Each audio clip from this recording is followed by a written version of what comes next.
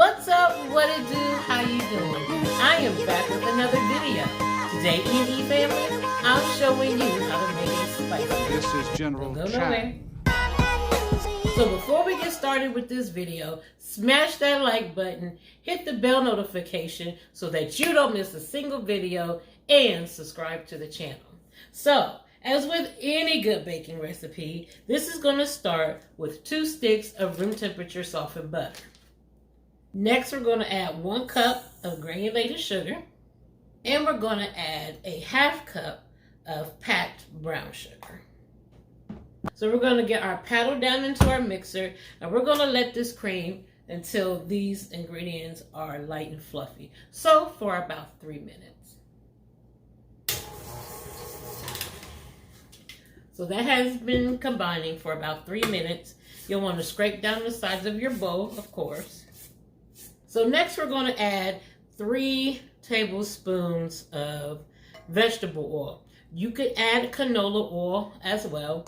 Adding the oil to this helps to maintain its moisture. So that was 3 tablespoons. Next, we're going to add 1 cup of room temperature applesauce, unsweetened applesauce. This also helps to maintain the moisture in your cake and just gives it an amazing flavor. To that, we're going to add 3 room temperature eggs. And as always, EandE family, if you don't feel comfortable cracking your eggs over the bowl, crack them in a separate bowl so that you can look for any shells or imperfections. So that's 3 room temperature eggs. So the next thing we're going to add is a teaspoon of vanilla extract. So we're going to get our paddle back down in our mixer, and we're just going to mix this until all these other wet ingredients are combined with our butter and our sugar. So for about 2 to 3 minutes. So next we're going to add our dry ingredients. So I'm adding 2½ cups of cake flour. Can you use all-purpose flour? Absolutely. However, I love the texture and the taste that cake flour gives. So you definitely can use all-purpose flour, but I'm using cake flour for mine. So that's 2½ cups of all-purpose or cake flour. Next, we're going to add a teaspoon of salt. We're going to add a teaspoon of baking powder. We're going to add a ½ teaspoon of baking soda. We're going to add a teaspoon of cinnamon. We're going to add a teaspoon of ginger. We're going to add a ½ teaspoon of nutmeg. We're going to add a 1/3 teaspoon of allspice and a 1/3 teaspoon of clove. We're going to get all of these ingredients sifted down into our wet ingredients.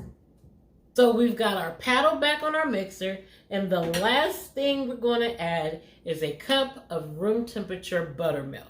And we're going to add this in gradually as this mixes. So let's go.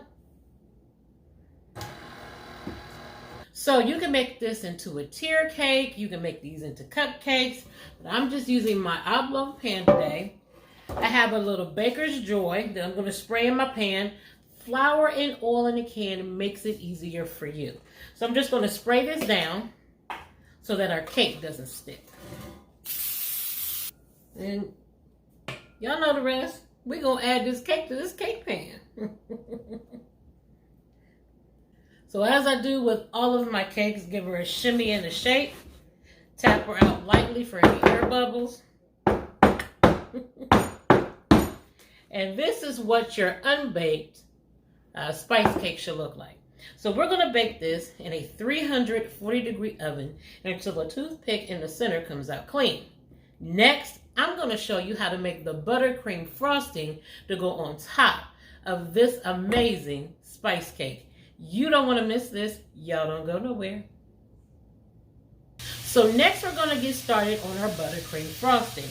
So in the bowl of my stand mixer, I have 2 sticks of room temperature softened butter. And we're going to add about 2 cups of powdered sugar. How much powdered sugar you add depends on the sweetness level you like. So you can add 1 cup, 2, 3, 4, however sweet you like it. But I usually can go with about 2 cups.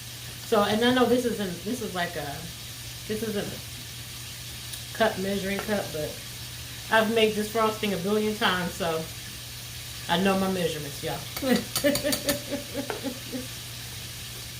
To our powdered sugar and our butter, we're going to add a little vanilla extract.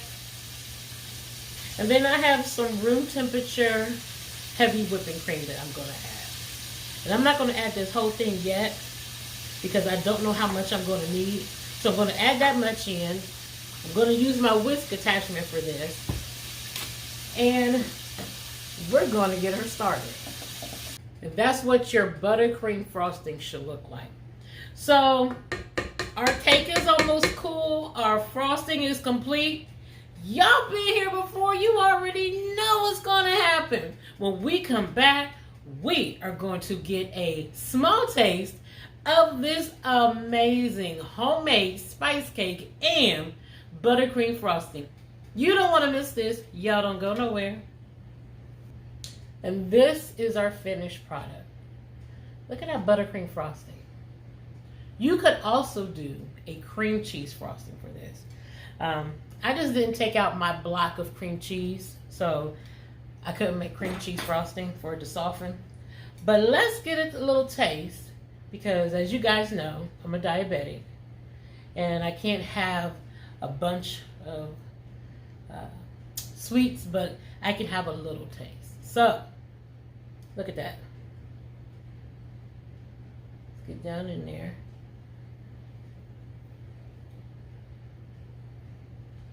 I already know it's perfection before I taste it. But look at that.